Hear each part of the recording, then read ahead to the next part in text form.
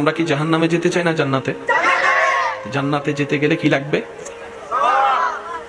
একটু জোরে বলেন, জান্নাতে যেতে গেলে কি লাগবে? সওয়াব। সওয়াবটা কখন হয়? যখন আল্লাহ কি হয়? খুশি হয়। আল্লাহ কি হয়? আল্লাহ খুশি হইলে সওয়াব হয়। সওয়াব যদি কবুল হয় তাহলে জান্নাত হয়। এতটুকু কথা কি বুঝে আসছে? এবার আমি বলতে থাকি, আপনি শুধু এই কথাগুলোকে মিলাবেন, তাইলে দেখবেন যে সমাজ কি শান্তি হবে না অশান্তি হবে। ইসলাম মানলে সিদ্ধান্ত আপনি নিতেই পারবেন।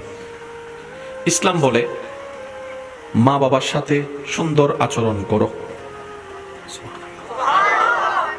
বড়কে সম্মান করো, ছোটকে স্নেহ করো।